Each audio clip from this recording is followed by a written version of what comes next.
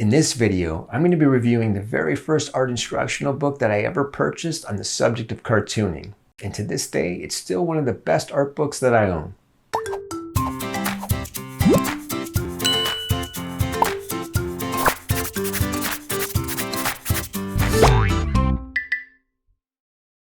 Hey guys, Craig here, back for another installment of Art Book Review. And this month's art book review is going to be on an art instruction book that I believe that every beginning illustrator should own. The book is by Christopher Hart and it's called Cartooning for the Beginner. Let's check it out. Okay, so if you're someone who's just learning how to draw and you want to start out by learning how to draw cartoons, then this book is for you. I don't think that there's anyone on this planet that is more qualified to teach people how to draw cartoons than Christopher Hart. I think what makes this book so incredible is the fact that it starts off by teaching the reader all of the basic fundamentals of good drawing. Teaching someone how to draw something is easy, but getting them to understand why they're drawing it that way is the difficult part. And Christopher Hart does this very well. Every character drawing in this book is broken down into simple shapes.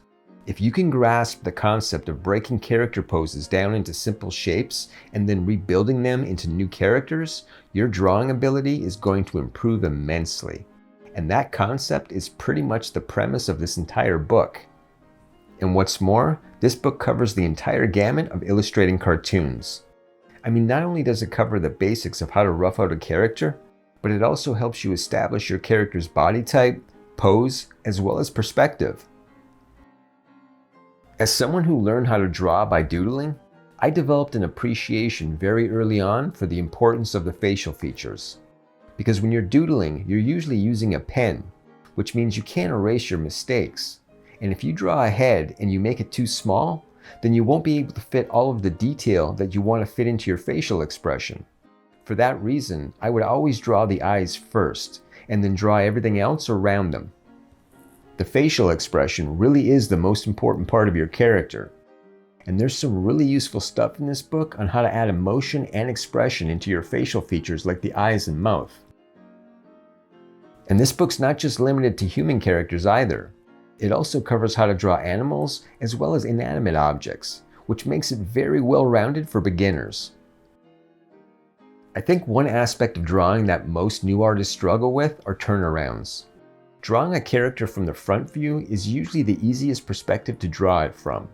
It's when you get into the 45-degree, side profile, and back views that it starts getting difficult to keep your character's overall appearance looking cohesive, and this book covers a lot of that. You'll also find a lot of tips in here on drawing for animation. If it's your intention to draw children's books or comic books, where you're going to be drawing the same character over and over from different perspectives and in different situations throughout your book, then it's going to be extremely important that you have a pretty sound understanding of motion as it applies to cartoons.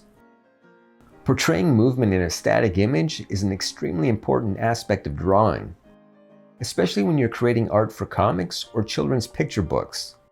They say that a picture is worth 1,000 words. And that statement has never been truer than when speaking about comic books, because most of those books don't even have 1,000 words in them. So being able to tell the story with images becomes crucial. And the same goes for understanding perspective when setting up your overall composition. If you want your drawing to flow properly, then it's going to be crucial that you not only learn how to set up and use 2- and 3-point perspective grids, but also develop a general understanding of how to make the details of your drawing flow with its rendered shape, which is something that this book goes into quite a bit. One of the other things that I really love about this book is that it points out many of the common mistakes that new artists tend to make when they're first learning how to draw cartoons. Simple mistakes like not taking into account the laws of physics when drawing your cartoon characters. This book even touches briefly on the difference between drawing character-style cartoon characters as opposed to the more realistic style you might find in Marvel comic books. Whether you're trying to draw a hand, nose, feet, or toes, this book pretty much has you covered. I actually own quite a few cartoon instructional books, and I don't think any of them has had as much influence on my own drawing style as this book has. If you're someone who's serious about learning how to cartoon, then this book is for you.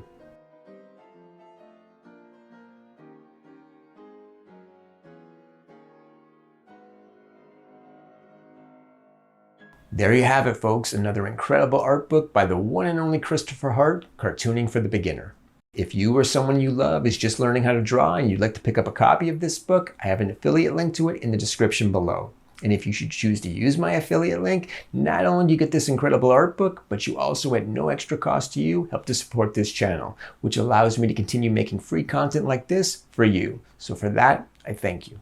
Now, if you're someone who's just getting into digital drawing and you're not quite sure where to start, then be sure and check out my video, How to Draw and Paint in Adobe Illustrator. I'll put a link to it at the end of this video. If you'd like to check out more of my art book reviews, you can find a link to my art book review playlist right here. Until next time, take care.